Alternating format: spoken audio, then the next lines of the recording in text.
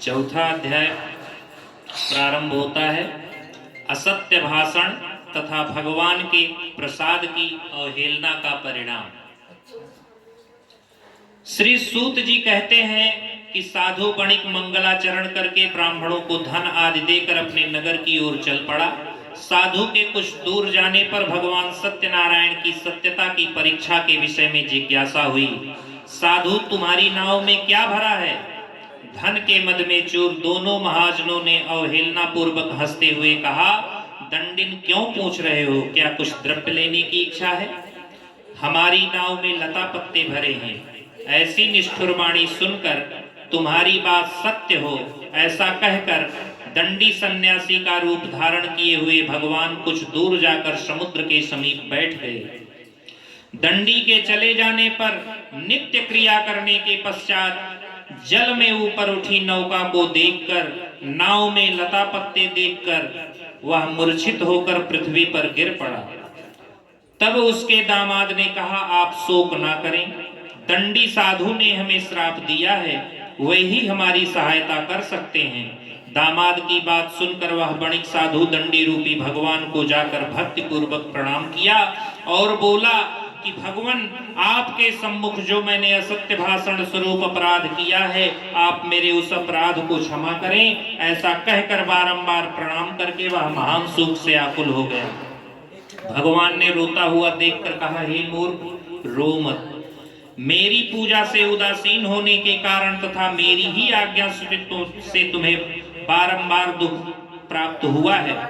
भगवान की ऐसी वाणी सुनकर वह उनकी स्तुति करने लगा। बोला, प्रभु, यह आश्चर्य की बात है कि आपकी माया से मोहित होने के कारण ब्रह्मा आदि देवता भी आपको यथावत रूप से नहीं जान पाते, फिर मैं मूर्ख आपकी माया से मोहित होने के कारण आपको कैसे जान सकता हूँ? आप प्रसन्न हो, मैं अपनी धन संपत्ति के अनुसार आपकी पूजा करूंगा।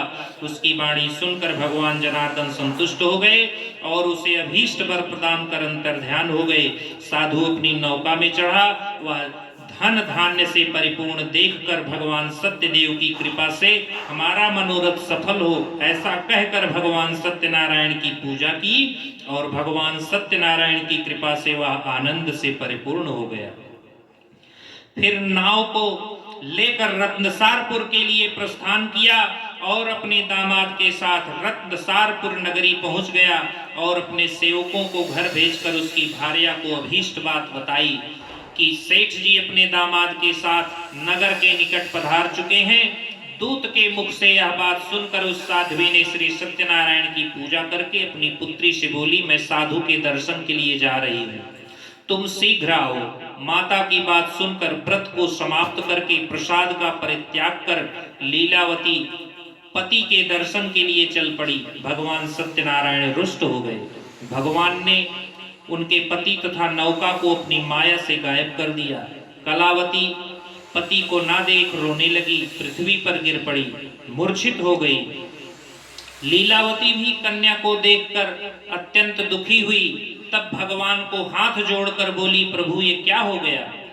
भक्त वत्सल भगवान आकाशवाणी हुई, तुम्हारी पुत्री प्रसाद छोड़कर पति से मिलने आई है। यदि घर जाकर प्रसाद ग्रहण करके पुनः आए तो पति को प्राप्त करेगी। कन्या शीघ्र घर गई, प्रसाद ग्रहण किया और पुनः आकर अपने पति को देखा। तत्पश्चात साधु घर आकर विधि विधान से भगवान सत्यनारायण का पूजन करके सुख भोगने लगा। पूर्णिमा तथा संक्रांति पर्वों पर भगवान सत्यनारायण का पूजन करते हुए इस लोक में सुख भोग कर अंत में सत्यपुर वैकुंठ लोक को चला गया। इस प्रकार स्कंद पुराण के रेवा खंड से यह चौथा अध्याय पूर्ण होता है। बोलिए श्री सत्यनारायण भगवान की जय।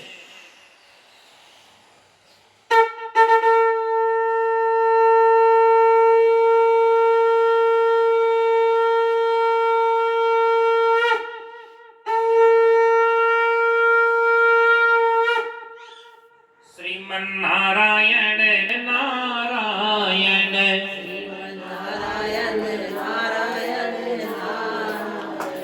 भज मन नारायण नारायण नारायण